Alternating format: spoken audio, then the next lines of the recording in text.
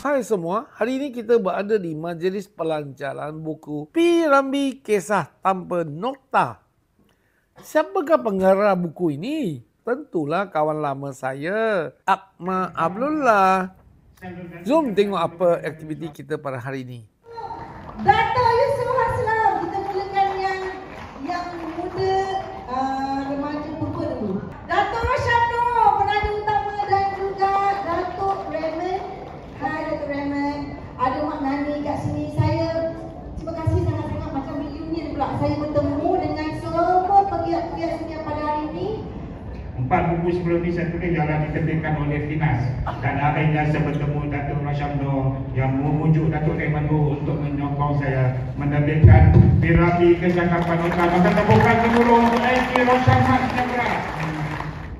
Adik pembukaan, abang pembukaan, tersentuh puspawangi cilaka badan.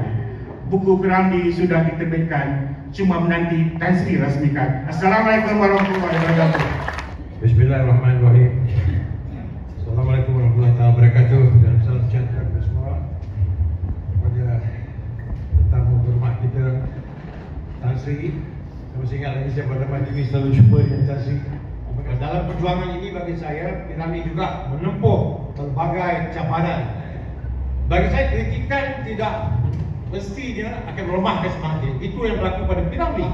Generasi hari ini banyak yang tidak tahu tentang P. Ramlee, especially cucu-cucu saya.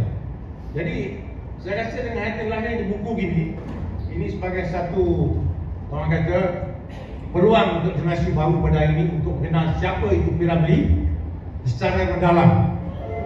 Saya biasa terima 5-6 sen saja. Bila mati di tanganmu Dharma, bunuh.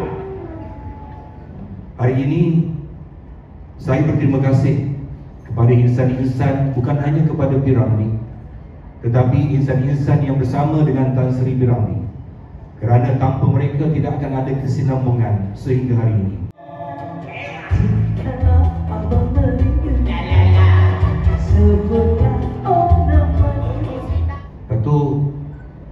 Dato' Raymond kata kat saya, Dato', kalau tak ada P. Ramlee, you pun tak ada.